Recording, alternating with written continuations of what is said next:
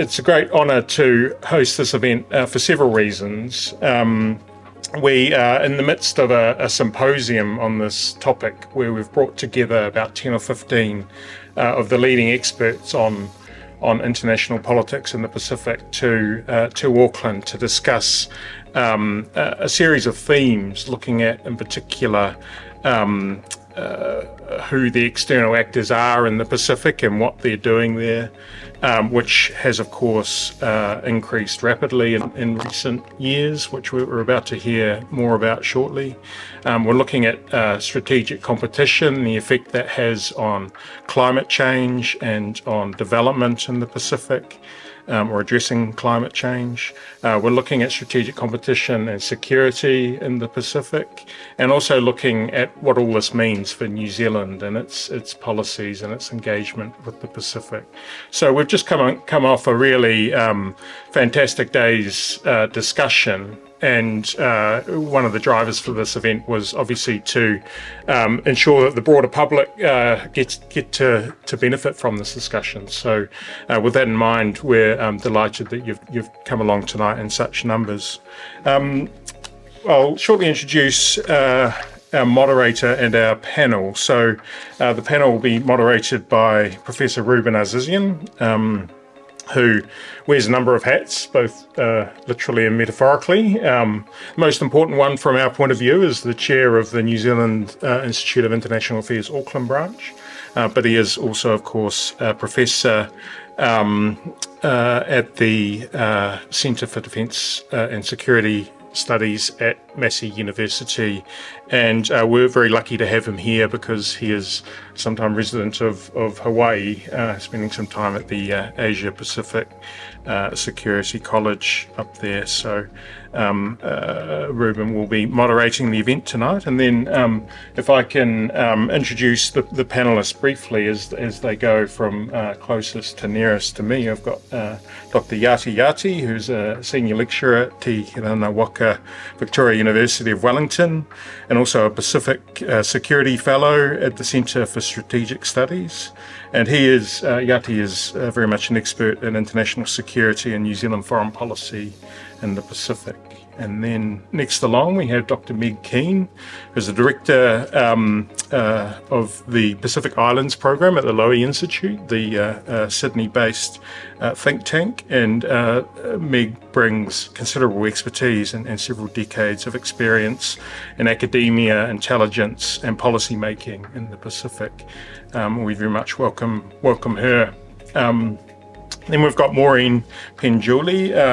Maureen joins us from Suva, Fiji, where she is coordinator for the Pacific Network on Globislation, which is a regional NGO. And Maureen also has over 20 years experience working in environmental, economic and political social justice causes in the Pacific. So we very much welcome her as well. And then could I also welcome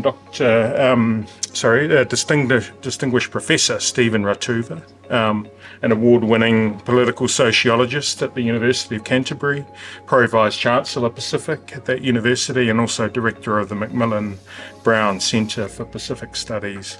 And then last but by no means least, can I welcome Associate Professor Anna Powles, who is also from the Centre of Defence and Security Studies at Massey University and is a leading scholar in geopolitics in the Pacific, security, architecture and cooperation. So we've got a stellar lineup of experts, so I won't delay any longer. I'd like to invite Rouben up to moderate a discussion for the next hour or so. Thank you. Kia ora koutou and aloha. Can you hear me?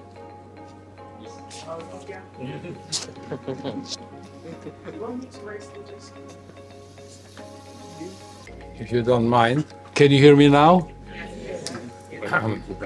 I don't mind standing like that in respect to the audience, but... we won't hide you behind the desk. Thank you very much. Thank you. Much better. Thank you. Thank you to Victoria University for allowing us to use your premises. I have to start with kind of a complaint that some other universities, not to name them, are charging, but you don't have to listen to this one. You know, some exorbitant fees from Institute of International Affairs. But thank you for this opportunity. And thank you, Hamish, for introducing everyone. So we had about 10 or 12 participants today, but there was a competition about who will show up. We had only 5 slots. We are short of chairs here. But the other participants in the symposium are here. So if we get to their area of expertise, I'll call on you if you don't mind. I would like to add to the introduction that none of the 5 actually reside in Auckland. And to me, this is a sign and a message to all of us that we need to boost Pacific studies in this city because, look, they're all foreigners for us. Some more foreign than others. I mean, you, Steve. Canterbury. I have some questions that I could ask. So what we do is I will ask some questions of just to test them, and if they don't do very well, we'll replace them with the other 5. But we'll do that for 20-30 minutes, and then after that, I'll ask simple questions, and then all the harder questions will be left for you for for another 30-40 minutes. Is that okay? Sounds good? All right, we need a consensus here. So Meg, because you are really our good Australian friend and colleague, I'd like to ask you to please share with us Australian perspective on geopolitical, and geostrategic competition in the Pacific, and whether New Zealand and Australia, being 2 allied countries, see eye to eye in terms of the drivers of the competition and the responses, if I may. Okay. I'm going to... You have about a few minutes. Yeah. I'm going to confuse you because you're going to hear a Canadian accent and you're going to wonder what a Canadian is doing speaking for Australia, but there you go. That sounds softer than the Australians. I think both Australia and New Zealand have a long history, a strong commitment to the Pacific, and they play on that. And they are very committed to maintain that primary position in the Pacific and that strong relationship. What we've talked a lot about today, however, is the narrative or the way that it is expressed sometimes is challenging for the Pacific Island countries. And we would have heard our foreign minister on several occasions last week talking about that there is a relentless competition in the region, a very intense geopolitical situation where there is rivalries between some of the players, and in particular between Australia, New Zealand, and China. And that has caused complications because, of course, the Pacific says they want to be friends to all. They want to maximize the amount of aid, trade, and benefits that they can have. And that is possible to a certain extent, and then it becomes complicated, particularly in the security sphere, on how you bring 2 very different approaches to engagement in the Pacific together, and that has caused some tensions. Last bit of your question, I think Australia and New Zealand do work quite closely together, but they do have diverging interests, and I think we'll hear about that as you... You want to elaborate a little bit on that as a teaser? I think Australia has a different relationship with the Pacific. I think in New Zealand you see yourself as in and of the Pacific, and where Australia believes we are part of the region and we live in the region and it is our region. I don't think Australia thinks of itself necessarily as a Pacific Island country. Thank you. Steve had a very nice map today, and everyone wanted to borrow or steal from him.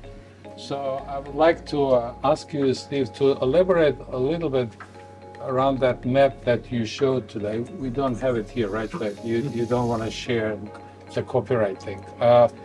But you were talking about the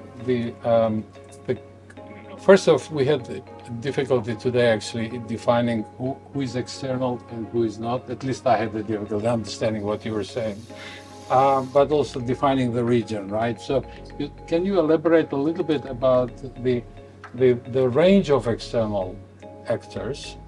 Who is an external, who is not, and what their primary interests are? If you could summarize that, please. Well, thank you. This is a very, very difficult question because we don't have a map here. But just imagine that you have a map of the Pacific in your mind. Now, yes, the idea of who's in, who's out, who's external power, who's not, is quite.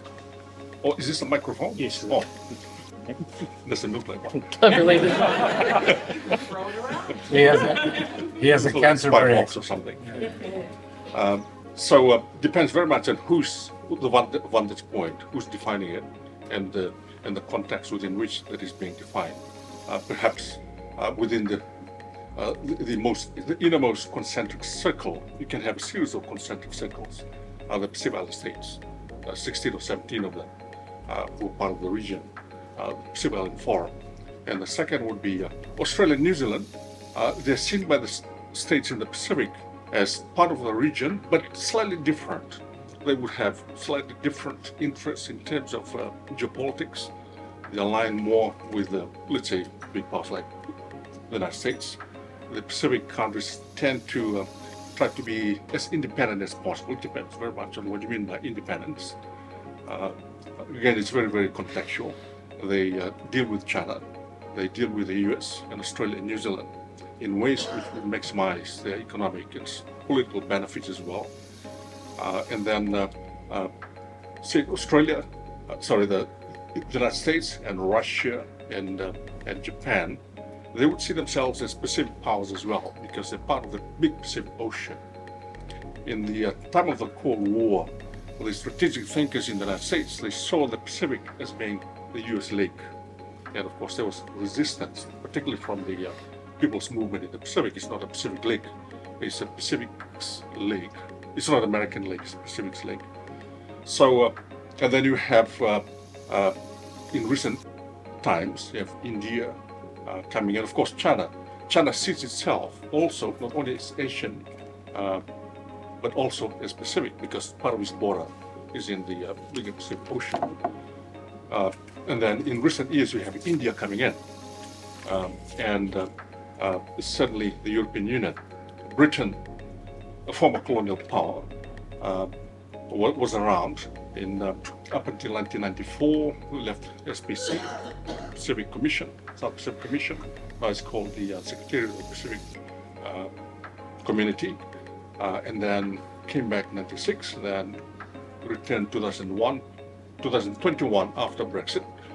So there's been a lot of movement in the Pacific in terms of who's who and the different strategic interests in the Pacific.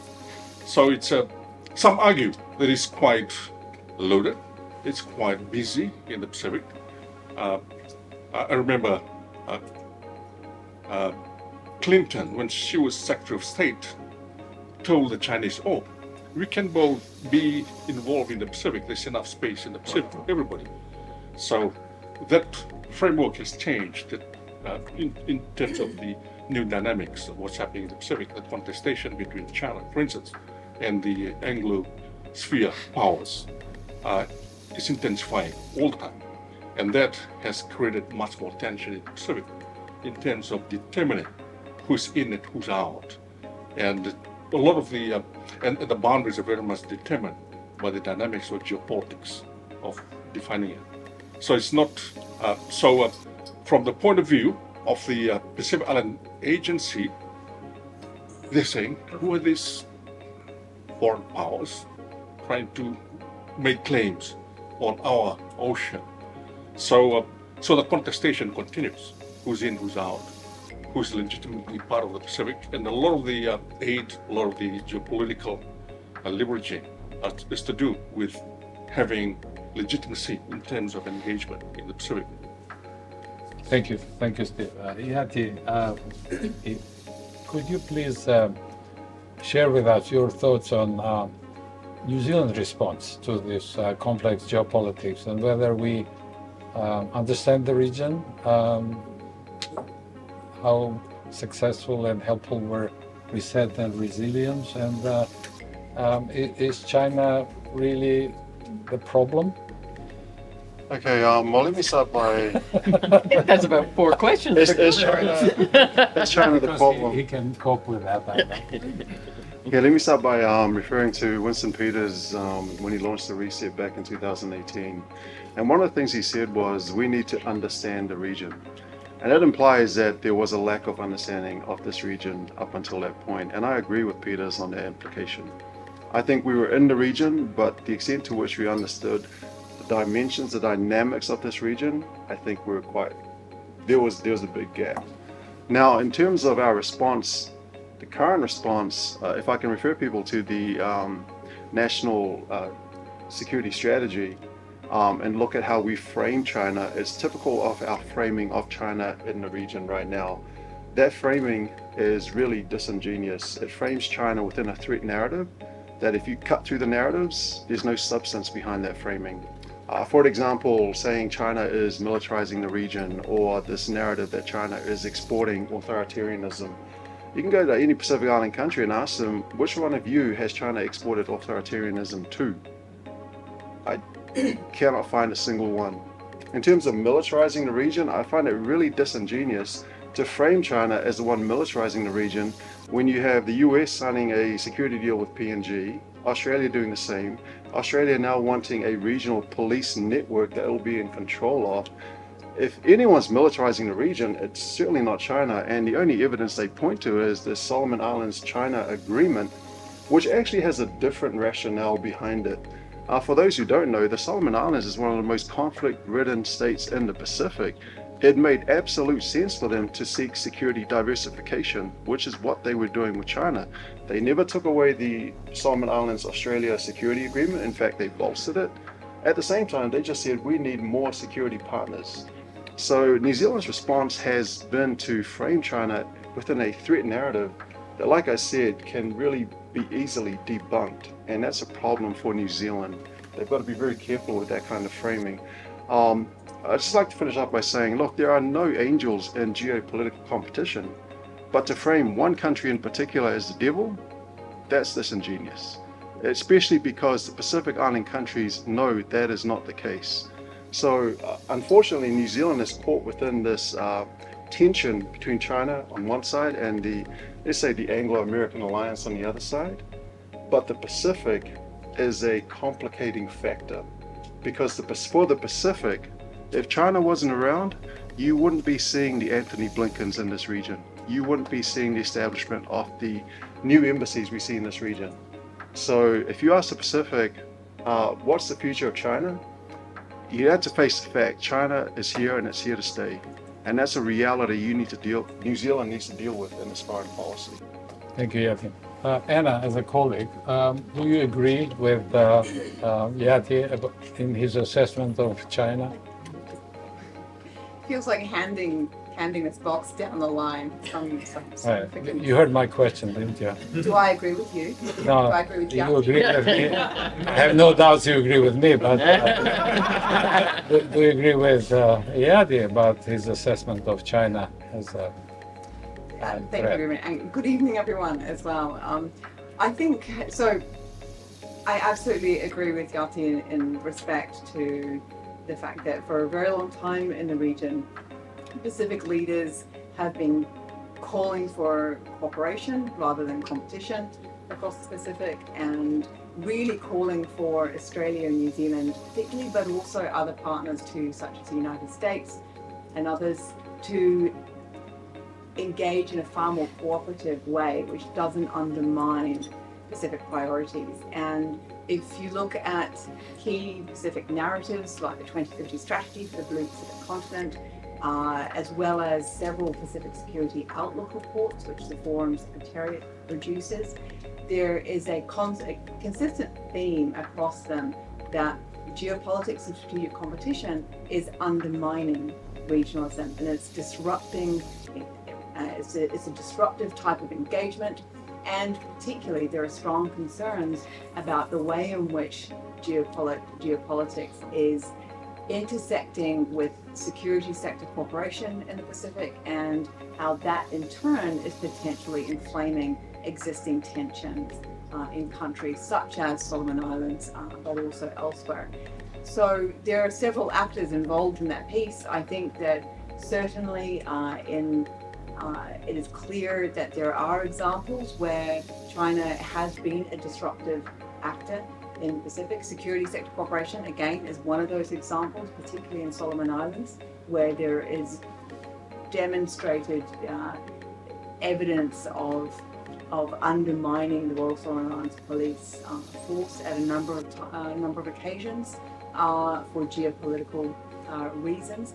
There are cases in Kiribati, for instance, which are of concern about the way in which Chinese police are engaging with local police too, and then also other security actors engaged in the region. So that certainly is seen as being disruptive and is a growing concern.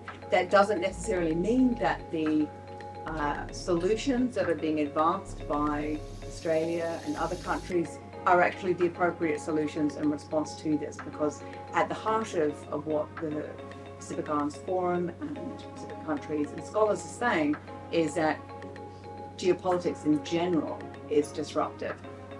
So therefore, the solutions need to be Pacific-led. Thank you, Anna. That was a very diplomatic response. I appreciate that.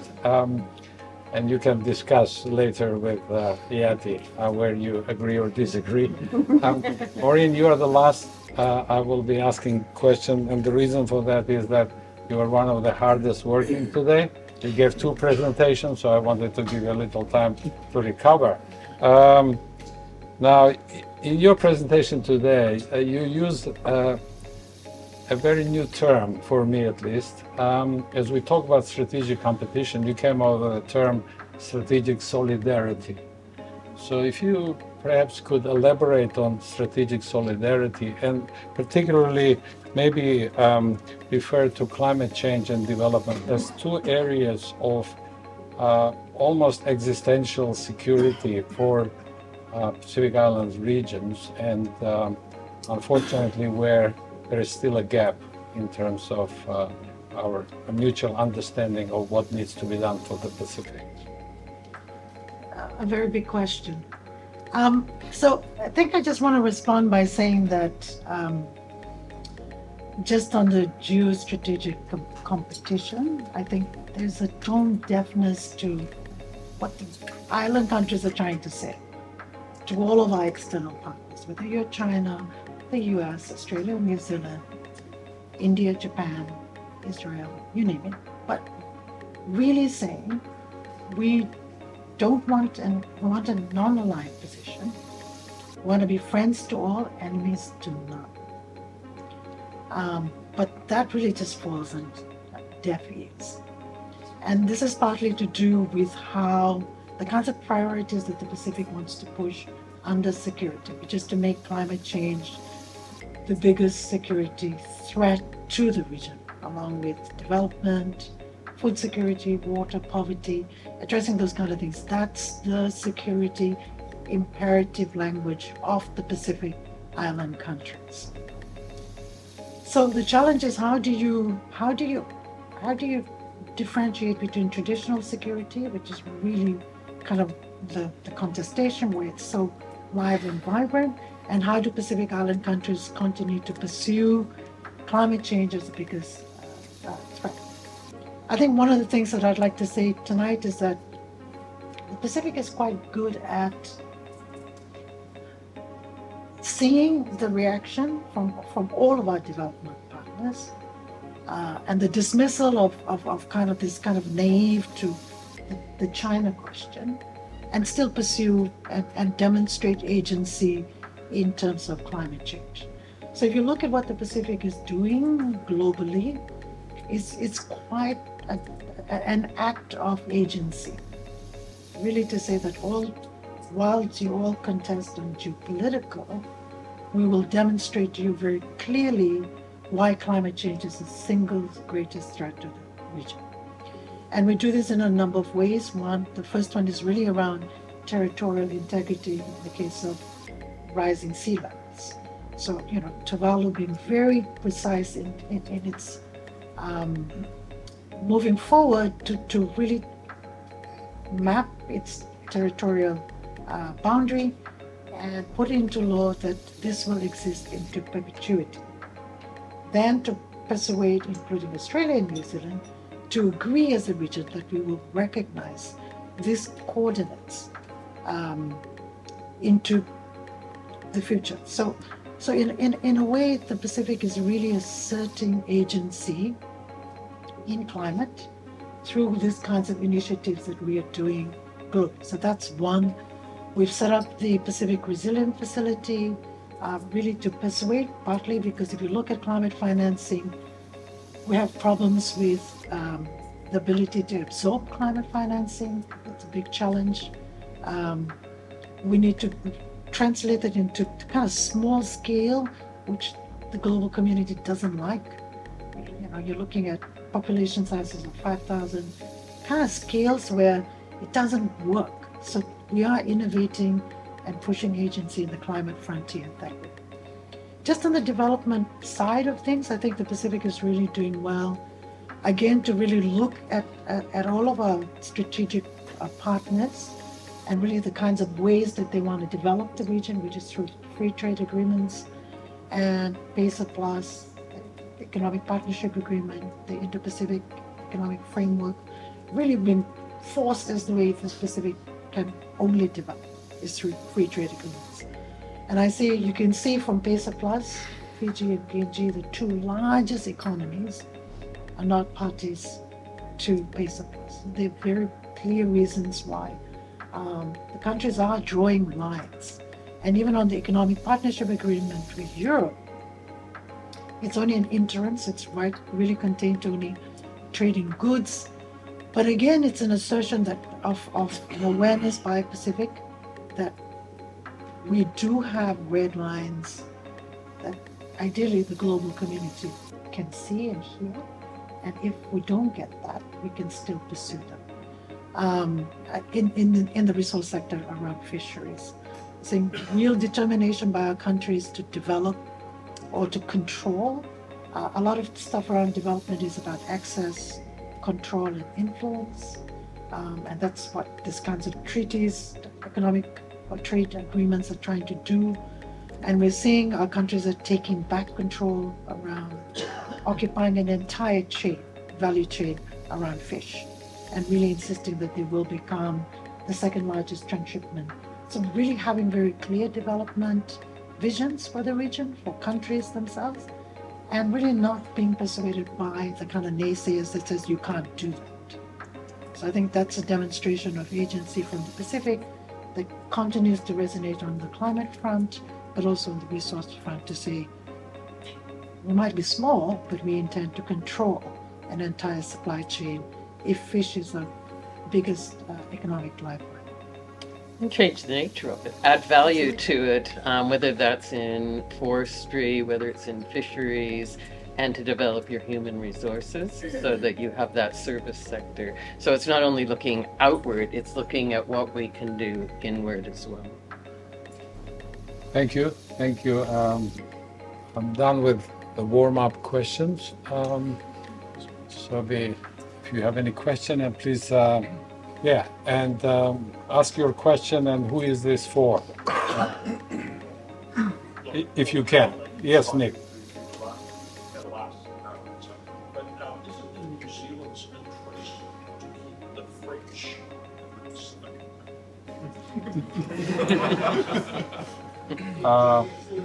Who would like to answer that easy question?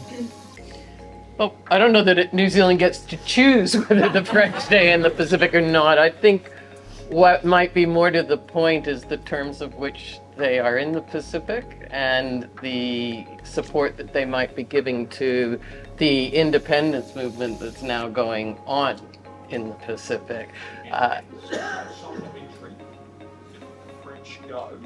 What do you think happens? I don't know that I think the French are going to go. I think what we are looking at is a better trajectory for the indigenous people to have power, to have more agency and more decision making in their countries.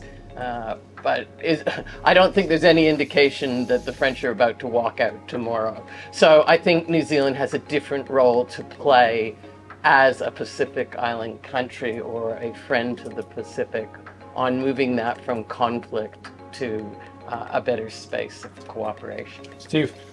Yeah, can I add on to that? New Zealand's relationship with France, the perception of France and the Pacific has been changing over the years. The time of, remember in the 1970s, the time when in the 80s when New Zealand declared itself nuclear free. A lot of it has to do with the anti-French movement in terms of their nuclear testing in the Pacific, and the French were very angry with New Zealand for that. And things have changed over the years. And then when French Polynesia and New Caledonia joined the Pacific Island Forum, New Zealand and Australia were behind it. And then there were speculations. Why is that?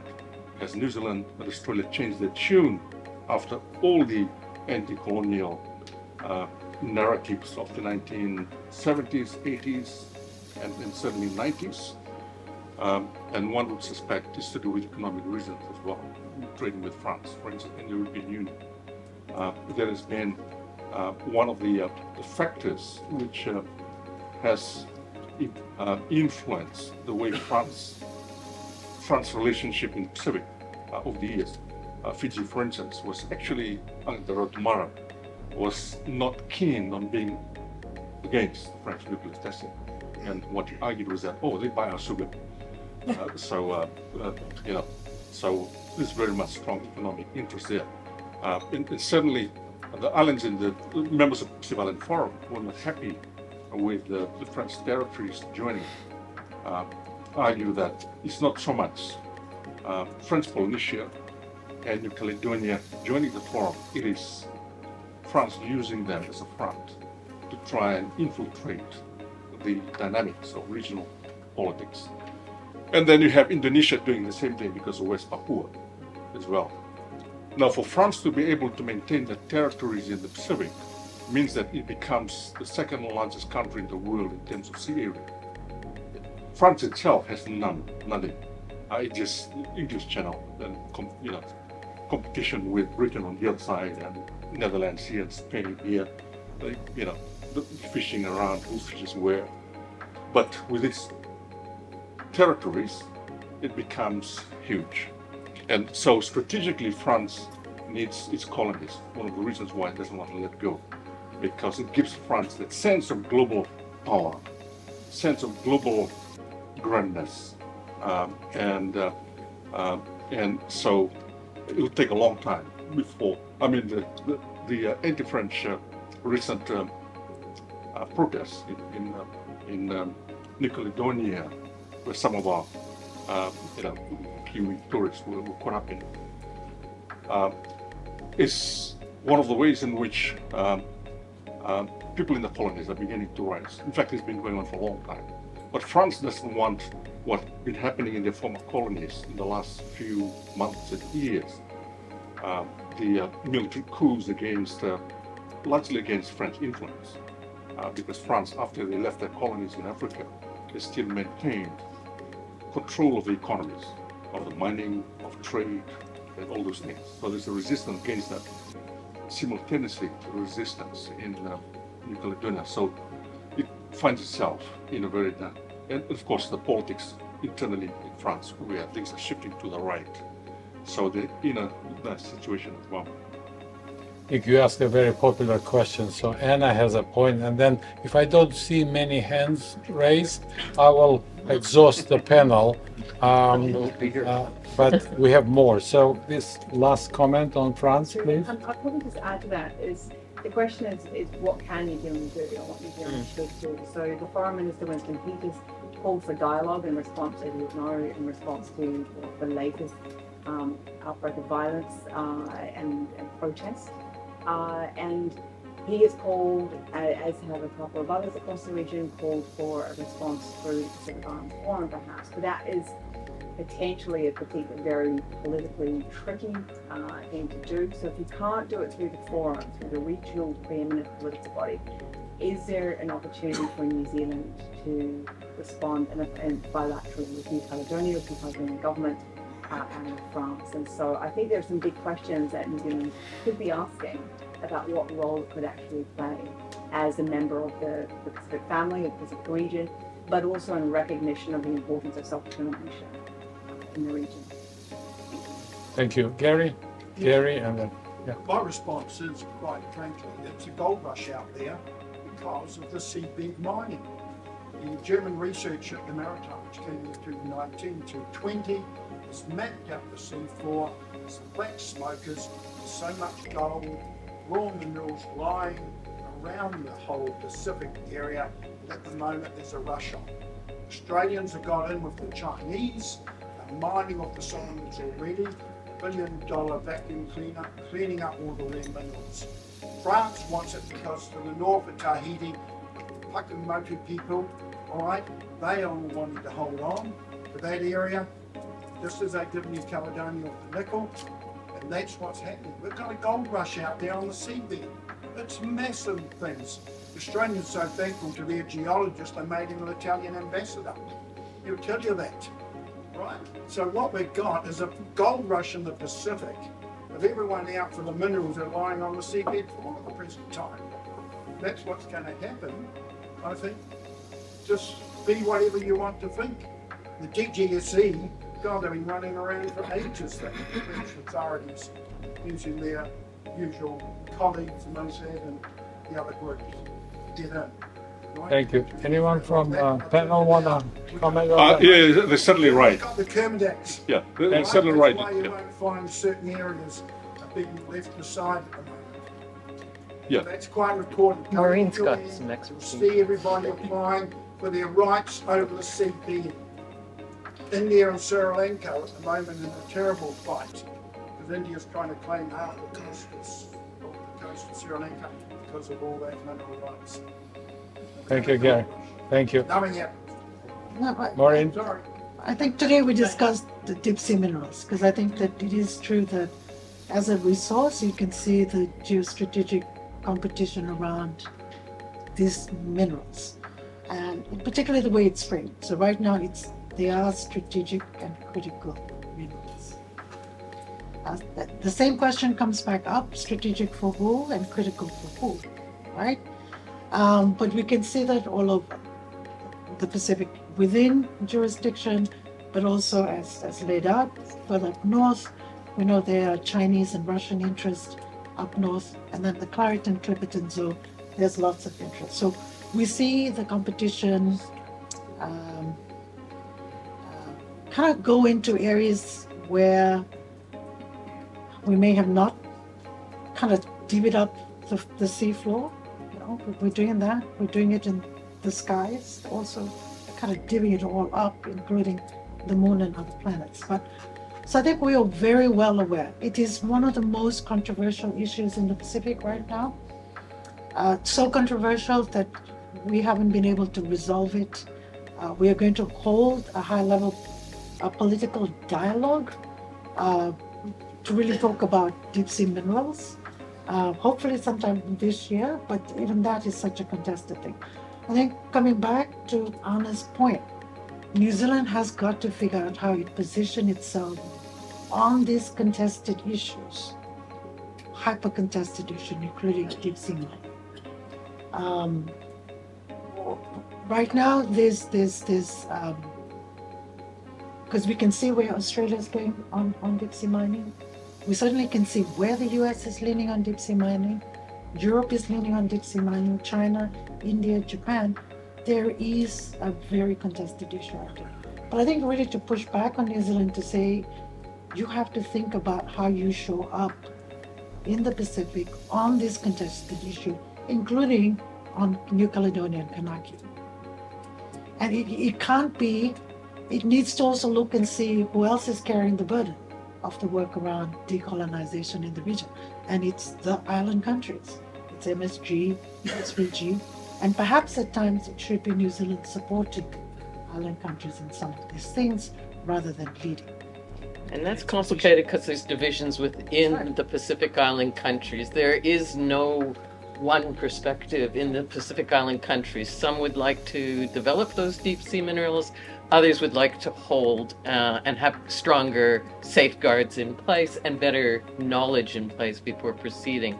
So there isn't one thing to back for New Zealand or Australia or anybody else. It's quite a complicated and contested area, even within the region. Wow, great. Question, last row, and then you, and then you. Thank you. Go ahead. Sorry, this might be a bit of a name question, but I think I'll just follow on some of the comments made by Dr. Iati and reflecting on what Anna was talking about. And I'll start with the point of solidarity raised by you, Maureen. And I was looking at the next decade or so. Everyone talks about past and the geostrategic competition and past coming here to stay. My question would be, in the next decade, or at least the next 2 decades, do you see any global powers withdrawing from the Pacific, or at least reducing the footprint? That's a very question I would be asking. Thank you. Maureen, and who else? Maureen already worked hard, so First. Iati. That's not the pattern I see right now. In fact, as we discussed today, the pattern is one of accelerated attention on the Pacific and just really an expanding number of actors in this region. So going by that pattern, I don't see any great power, at least, moving out anytime soon. Right. Anna? Yeah, look, I mean, I agree. You know, we've had this period since 2018 of this policy dash to the Pacific, but what I think we'll see increasingly is non-state actors as well, and that ties into the deep sea mining questions, but also other issues around hydrogen and so forth. And so we'll see increasing numbers of non-state actors moving in, and that will really shape the geopolitics in the region just as much as powers will too. Thank you. Steve, you? I think the only power who's gone out and coming again was Britain after Brexit. So presumably it's going to be because of AUKUS. Presumably it's going to be around much longer. After the Cold War, the US tried to not withdraw, but to minimize its presence in the Pacific. And then Australia was designated as the deputy sheriff to look after the Pacific on behalf of the US. But recently, the US started coming back in a big way as a result of the increase in Chinese influence in the Pacific. So if you look at all the big powers, I don't think anyone, at least in the next 10 years, is going to withdraw. One of the reasons, again, raised by gentleman in the back, the seabed mining. Seabed mining is interesting because it's highly contested, as mentioned earlier. There are regulatory mechanisms internationally, and also division within the Pacific Island Forum. There are particular countries which are pushing for it, Nauru and Cook Islands in particular, and others are just silent, hoping that things will move in that direction. But it's untested technology in terms of its potential impact on the environment and so forth. And the irony is that because of the need for decarbonization of the economy, moving towards electrification, and of course seabed mining is an answer to that. So it's that cycle goes on. Thank you. Question here, and then my question was around the role of New Zealand's international independent foreign policy. As a young person looking at the news, it's kind of like everyone keeps referring to New Zealand having this so-called independent foreign policy, but I would be really keen to see, like, honestly, do you think we actually have one? hasn't that been eliminated, the term, by our foreign minister? Sounds like a Do you want to talk about independent, what that means? Well, it depends very much on who defines it in what context. And I think the so-called independent foreign policy of New Zealand had to do with at the time of the Cold War, when it withdrew from NZAS, for instance, and its nuclear-free policy was seen as independent from the US, the big power. It was assumed that during the Cold War, everybody in the West will align with the US. So, of course, the US were very angry with New Zealand as a result of that. But, of course, in other areas, it aligns with the US and with Britain, the Five Eyes, for instance, and so forth. So it's very much a construct which is relative. It's not in relation to particular circumstances rather than a total foreign policy direction. And by definition, foreign policy by anyone is not independent.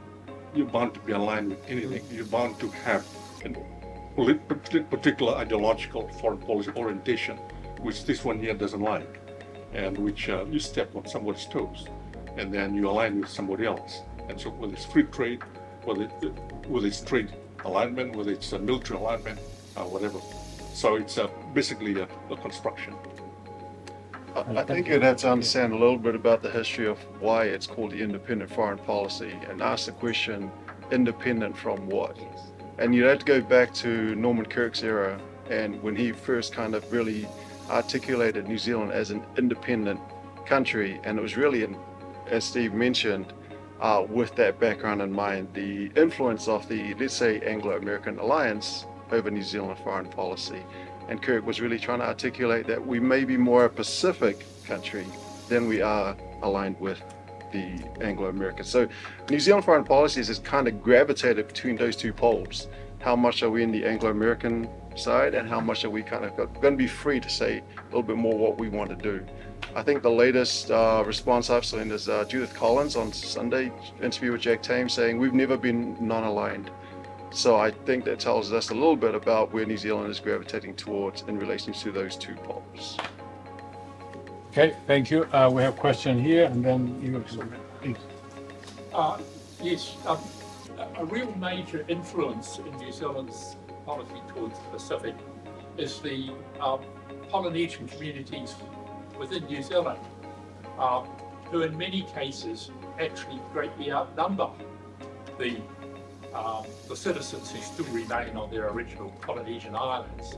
But there's a high degree of tension because the ones who have come to New Zealand are now greatly intermarried, and the great majority see their future getting higher education and better paid jobs as being in New Zealand, or even increasingly in Australia. I think there's actually more people of Pacific Island descent in Australia now than there are left of the Pacific Islands, excluding New Zealand.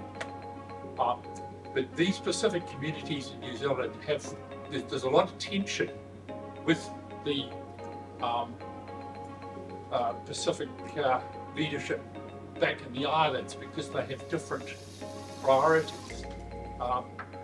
For example, the Pacific Islanders that have come to New Zealand particularly share the Pākehā attitude of being extremely cynical about hereditary traditional leadership. Well, that's why I want the panel to comment on this, is how are these Pacific communities within New Zealand who have become so large and so integrated, and now beginning to actually outnumber the Maori population, their influence vis-a-vis the home countries they've come from. This tension, they want to have some influence on what's happening back at home, but they don't want to go back home. How do you think that's influencing our policy? And thank you, Heather, for helping to moderate. Please, who wants to answer? Yeah, I think you. I wouldn't say this applies to every Pacific country, but I think the latest example of what you're describing was with the last Samoa election, where the diaspora played a huge role in bringing in new government and taking out an old government that had pretty much been in power for effectively over 30 years. So in Samoa's case, and I can't say this would hold especially for the Melanesian countries, but Samoa obviously has a huge diaspora population, and they were very influential in the outcome of that particular election. So yeah, I do agree that there is a big line of influence from these diaspora communities back home, but it's a case by case thing. Yeah. It's okay? You're okay with that? Yeah. Just to add on to that, I mean the diaspora influence in terms of what's happened back home is very global. People have been moving around. I think this morning we were discussing how a lot of the Kiwis go to Australia, a lot of Australians go to Britain, and a lot of British go to Middle East, Dubai, and all those things. So this is these, and the kind of influence the impact they have back home differs considerably. The Pacific diaspora depends very much on the countries. There's been, certainly in the case of Samoa, whether they should vote or not, it's been an issue, but certainly not the issue in other places like Fiji, for instance. They come here to register you, and then you can vote back in the islands. Same thing with other countries as well. So it depends very much on the specific circumstances of different countries. Thank you. Heather, and then... Yes, just two comments.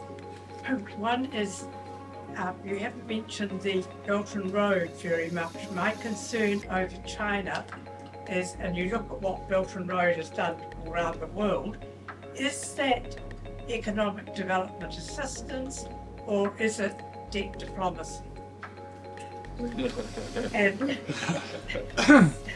the second question is on the within the Pacific Forum, and I've done quite a lot of work for the forum over the years, is the split between Melanesia and Polynesia and Micronesia to an extent which is still closely aligned with the US, of course. How much does that split matter in forum matters? Iati, do you want to take the first one, and while I'm thinking who will get the second? Can do the second. You go first on the debt diplomacy? area. Debt diplomacy? One belt? No, the Chinese. Yes. Belt and Road. Whether it's debt diplomacy. Right, Yeah. Well, if I was to give a short answer, no, it's not debt diplomacy in my opinion. We've gone through a number of iterations of what we call it now. It went from debt trap to debt distress to economic coercion. But interestingly, China doesn't seem to be playing the game correctly if it really wanted to get these countries into debt traps or debt distress. In 2006, when it held the regional meeting with all the countries that were aligned with China, it forgave all their debts. And then a study was done in 2018, I think it was by Fox and Dornan, to show which of the countries were most vulnerable to debt to China. And Tonga came out as the most vulnerable. But in that particular case, China actually restructured Tonga's loans twice to help Tonga repay the debt. So if they were really hoping to get these countries into debt distress, that's probably not the way to go about it. In terms of using aid as a lever to get what they want in the Pacific, to be frank, that's nothing new in the Pacific. We've had aid conditionality. We can talk about aid conditionality all day.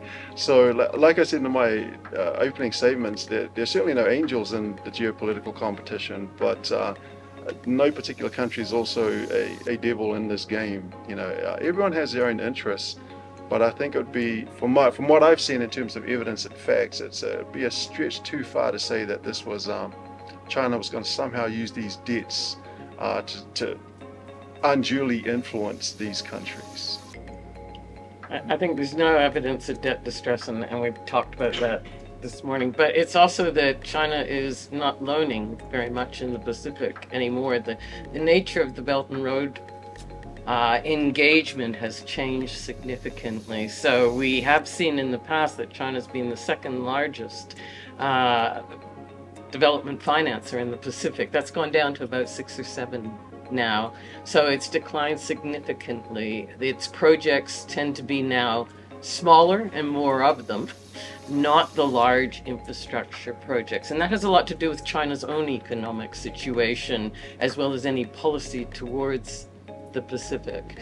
So the nature of who's engaging and how they're engaging is different. I don't think China actually has ever forgiven debt at all. I think it has given longer to repay the debt, is what has happened. It's not in their interest to forgive debt because that would start a whole snowball effect throughout the region. But the reality is most of the debt in the Pacific at the moment is owed to the multilateral development banks and increasingly to Australia through its Australia Infrastructure Financing Facility. That is concessional, but nonetheless, the top two financiers in the Pacific are the multilateral development banks, and now, as of just the last few years, Australia. Thank you. Hannah, would you like to address the tensions within Maureen was nodding, so I guess she... Okay. Thanks, Rouben. Thanks, Heather. So your question was that are those divisions still playing within the forum, still playing out? Certainly after the Micronesian split, well, the moved split of that year-long process, after that was resolved, the Suva agreement, and then the subsequent agreement which brought Kiribati back into the forum, it changed the balance, and I'm sure that you're familiar with all of this, but changed the balance within the forum again. So when Dame Meg Taylor was Secretary General, she had worked very, very hard to reduce the funding framework within the forum, so increasing the Pacific contributions. So rather than it being very dominated by Australia and New Zealand funding, increased Pacific contributions at that 50-50 mark. What happened with the Suva agreement was that the opening of the office up in the sub-regional office in Micronesia, the Oceans Commissioner office, and a number of other arrangements meant that funding balance shifted back into Australia and New Zealand's favour. So again, sort of destabilised that. And I think there is some way to go to potentially resolve some of those issues, but I think we may see them re-emerge around things like deep sea mining and other issues that potentially fractured, that may fracture the regional limit in the future. Thank you. And Maureen, you have something? Just to say that, I mean, a couple of key things. One is we're seeing a rise of sub-regionalism as a result of this kind of fracturing at the forum. Islands, but I think the point being that the initial construction of the Pacific Islands Forum, which was to include the two metropolitan partners, is part of this history of some of these problems. So then, if we expand this a little bit more to see what Steve was talking about was to invite both French Polynesia and New Caledonia. Now we have three metropolitan partners sitting in the forum. That's kind of really creating these kinds of dynamics and tension in terms of regionalism. So the fracture really came down to a vote, which was tremendously hard. And there was lots of efforts to try to not make that happen. I think people dismissed the Micronesian, the North Pacific's real intention to walk. People didn't think that would happen. And I think they were surprised when it did happen. Shouldn't be surprised. Again, partly because the Pacific continues to demonstrate this kinds of agency, whether you agree with it or not. But I think for the region, it's really to see what does sub-regionalism mean. So if you look at the recent Micronesian leaders' decisions and outcomes, you say who's the chair? Guam is currently the chair. It's now the chair of all the investment portfolios. What does that mean for Pacific Island countries today? I think we're going to see some curly questions coming in right now in terms of American Samoa insistent wanting to have membership in the forum right now.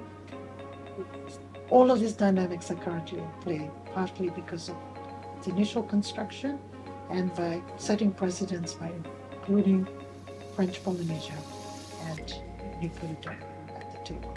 So now that we set precedents, what does that mean? So I think the fracturing is, again, I think we have to see how that goes. Obviously, there was some concession made so that the Office of the Ocean Commission would move to Micronesia as a result of that fracturing. We have a new Secretary General at GIPS. There's a lot of things at play right now, but the rise of subregionalism, what does that mean? And how will that influence when the core is also including three powerful. Thank you, Maureen. I'm getting some threatening messages there, but I still promised you the last question, maybe. You know, with water levels rising, I have seen some videos, understanding videos. Can you speak up, please? Very tiny. So with water levels rising in the Pacific and with islands, being threatened in such a way by Mother Nature, and then we're looking at deep seabed mining, and then these foreign powers, of course, it's one unilateral, but there are pieces of rock. Sorry, human rights advocate here. So, what are the islands thinking in that way? I mean, all good and there are foreign powers, but if a natural calamity is to occur, islands won't be there. Where will the people go? And then, sorry, it's a chance to receive the question on the mic. Just wanted to know what the islands are thinking about climate change, seabed mining, water levels rising, threat to property life. Did you hear that? Climate change and seabed mining, how does that actually interact? Because the countries with the foreign powers. And role of foreign powers. And you acknowledge that you are a human rights activist. Yeah. Okay. So I think if we look at narratives, I think deep sea mining was presented to the region as a win-win for economy and win for the environment at a time when we didn't understand the environmental impacts at all. I think when you look at how it got progress so far, a lot of communities were at the forefront of resisting this. It became a triple win. Win for environment, win for economy, and win for climate. And I think that's where we're contesting it right now, is the win for climate. What does that mean? And it has to do with this. If we're going to shift from fossil fuel economies to mineral-dependent economies, where will these minerals come from? And I think that's where really, and increasingly our understanding around science and ecology is just improving. Like we know for certain, at this precise point in time, science has a better understanding about ecology and biodiversity and what is deep sea mining, how will that affect that? What it doesn't really understand precisely is on carbon storage sink and methane seeps that sits on. So this idea that you need those minerals for electric cars, for windmills and turbines, for the green revolution, technology revolution. Right now we need to look at what does it mean if we disturb the ocean's regulatory function, both in storing carbon, absorbing carbon, and the Pacific really has to grapple with this contradiction. On the one hand, we have the moral authority on climate change, and on the other, we still are looking at deep sea mining as an environmental and climate savior. And I think that has to do with information, knowledge, capacity. If we look at information, knowledge, and capacity, it doesn't sit in our countries. It sits in Japan in terms of where the minerals sit. It sits outside the region. If you look at expeditions, who's conducting expedition for biodiversity, ecosystems, all of these things, it doesn't sit in our region. It's in New Zealand, Australia, the US academic institution holds so much of this knowledge that would help improve policy making in the region, and Australia and New Zealand. So I think that that's where it is very contradictory, and I think we are very aware, hyper aware, that on the one hand we have moral authority on climate, and on the other hand we want to be the forefront runners to mine the deep sea floor, and simply to say that there is still phenomenal lack of understanding around impacts. But this issue was framed as the triple win, and this last win is the one that we're really trying to unpack, really to look at the just transition to move from fossil fuel to minerals. What does that mean? What does it look like? And for the ocean, really understanding the tipping points. And right now, the science is not certain, which is why there's a push for a moratorium, to have a pause at this precise point in time, because we don't know enough about carbon storage, ocean regulation, tipping points, methane seeps, none of that. Thank you. I think it's a good way to end this with a strategic dilemma. I'm very sorry, but I can't It's allow. just around the upcoming Commonwealth Heads meeting that Samoa is hosting Right. in October. I'm sure you're aware of it. Just quickly to the panel, I apologize to everyone, to low lover, is that I just wanted to, with all the geopolitical issues happening in the region, how might Samoa's hosting of the upcoming Commonwealth Heads of Government meeting, where I believe 56 nations are coming into the region, how might this event serve as a strategic platform to address some of these issues and secure and address the regional security as well? Thank you. Short answer, please. Iati, you want me to go first? Right. Excludes a few players.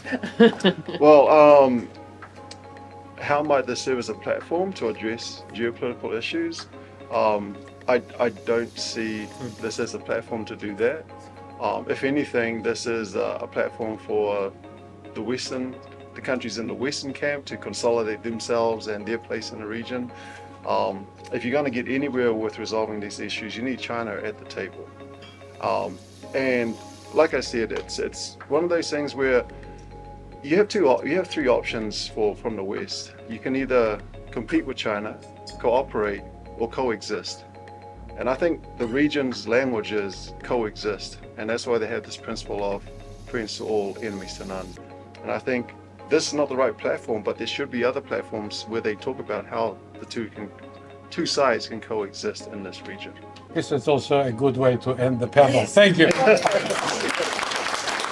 you very much. Please stay. Hamish, please stay in your seats. Hamish, please. Thanks, Rouben. I'll detain you very briefly just to say some important thank yous. And the first is obviously to everyone for coming along tonight. We did a survey last year which found the Pacific region is the one region that our members and stakeholders really want to learn the most about. So I think, as you've demonstrated tonight, it's something we need to continue the conversation on. I would encourage you, particularly if it's your first event, to get involved with the Institute and sign up as a member and partake in our expert program of events and communications and so forth. But moving beyond those thank yous, can I express my gratitude to the Pacific Cooperation Foundation and Joanna Burke, the CEO, for their support on this event tonight.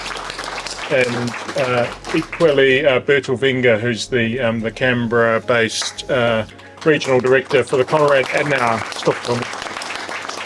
Thank you very much for your support. We wouldn't be here with this event without you, so really very much appreciate it.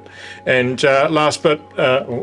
second last, Herenga Waka, Victoria University of Wellington. Thank you so much for accommodating us. And of course, I'll finish with a thank you to moderator Rouben and to our expert panel. Thank you. Stay safe.